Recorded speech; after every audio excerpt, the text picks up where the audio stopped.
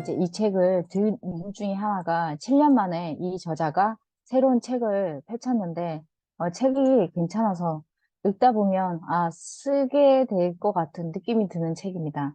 계속 쓰려는 사람들을 위한 48가지 이야기인데 이게 네이버 오디오 클립에 이제 이런 은유의 글쓰기 상담소에 이제 관련된 에피소드를 계속 풀어나가다가 이 오디오에 나와 있던 그걸 엮어가지고 책으로 나온 거고요.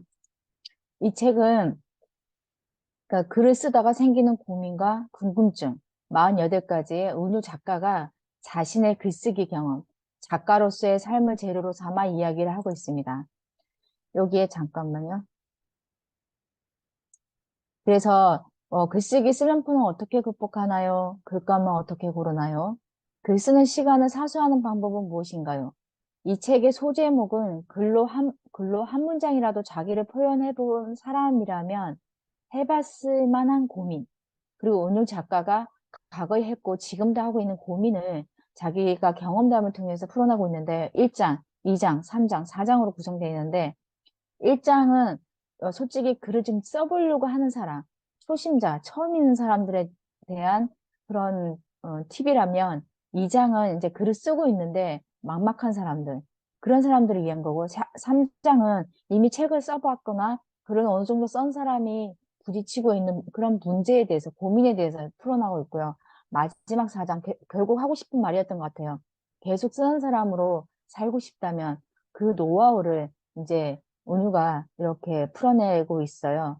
근데 여기에 이제 저자 소개를 좀 하고 싶은데, 이제 이분은, 사실은 글로 밥벌이를 하고 산 사람이에요. 그래서 보통 인터뷰, 기사를 많이 썼고, 어떤 잡지나 공공기관에서 이제 글을 써달라고 하면, 그렇게 해서 글을 쓴 사람이었는데요.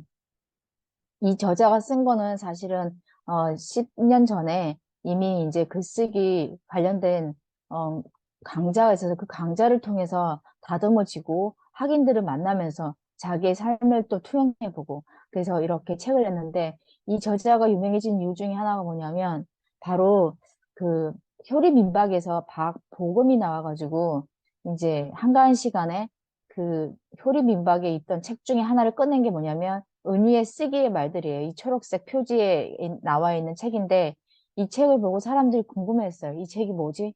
누구의 책이지? 그리고 입소문을 타기 시작했는데 괜찮거든요. 그래서 사실은 은유가 그동안 글쓰기로 계속 해왔는데 그래도 이렇게 대중한테 인지도가 높아진 계기는 아마 요 장면 때문이었던 것 같아요. 그리고 이분은 2016년 시사인, 2017년 조선일보의 올해의 저자로 선정되었고 현재 한겨레 신문사에 칼럼을 기고하고 있어요. 출간 동기는 간단해요. 굳이 글을 쓰지 않아도 될 이유가 수없이 많아도 계속 쓰는 사람으로 살고 싶다면 이 책을 추천하고 싶대요.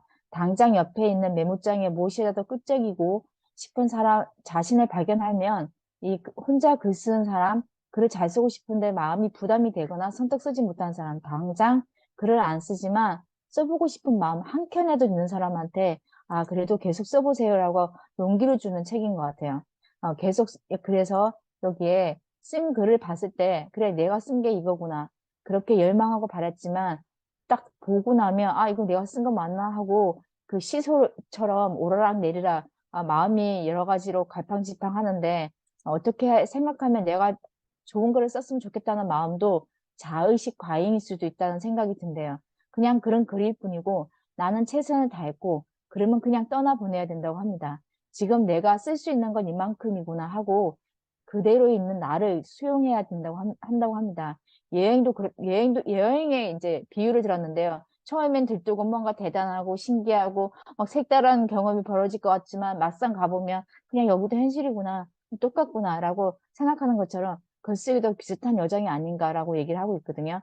그래서 꼭 너무 실용적인 목표, 책을 내서 돈을 벌겠다 이런 게 아니라 목적 없이 이것도 글이 될까? 저것도 글이 될까? 하면서 자유롭게 검열 없이, 자기 검열 없이, 구속 없이 써보는 시간이 필요하다고 합니다.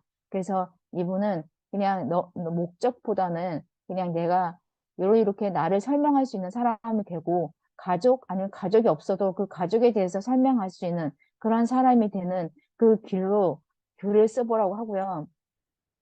이 사람이 글쓰기를 선택하는 거는 글쓰기를 일상에 조화롭게 세팅해 놓지 않으면 내가 오래 못 쓰겠다라는 거였대요. 그래서 글쓰기는 사랑에서 나와야 된다고 했을 때 그 사랑이라는 것도 실체도 없는 인류애 같은 게 아니라 결국 내 일상에 대한 사랑과 내 일상을 지키는 힘에서 나와야 하고 가까이 있는 아이나 가족을 방해물로 여기지 않아야 된다고 한다고 생각한답니다.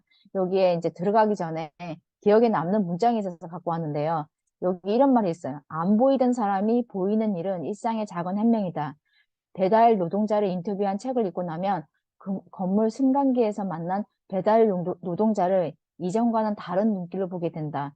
어떤 대상을 표면적인 존재가 아닌 입체적인 인격으로 보는 감각이 시민의식이라고 생각하고 너도 나도 쓰고 말하고 듣고 생애 경험을 교환하다 보면 사적인 고민은 공적인 담론을 형성하고 일상의 먼지처럼 숨어있는 억압의 기제와 해방의 잠재성을 발견할 수 있다고 얘기하고 있고요.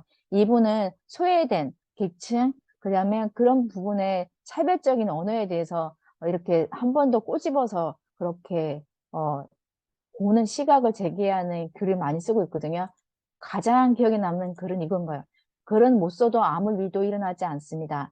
다 쓴 글이 잘 쓴 글입니다. 완성한 글, 그냥 마무리한 글이 다 잘 쓴 글이라고 얘기하고 있고요. 그 문장 중에 우리가 좋은 문장을 찾잖아요. 사실은 타인의 구체적 삶과 닿아 있는 문장, 너무 날 것이라서 아픈 문장, 아픔이 길이 되는 문장, 이런 문장이 되게 좋은 문장이라고 자기는 생각한다고 합니다. 근데 목차를 읽다 보면 여기에 몇 가지가 있는데 그 혼자 쓰다가 주저한다면 일단 써보고자 한다면 그 다음에 섬세하게 쓰고 싶다면 근데 이 각각의 장에서 좀 얻어야 할 팁들이 굉장히 많아서 이 책을 조금씩 조금씩 톱어보는 시간을 가지려고 합니다. 이상이었습니다.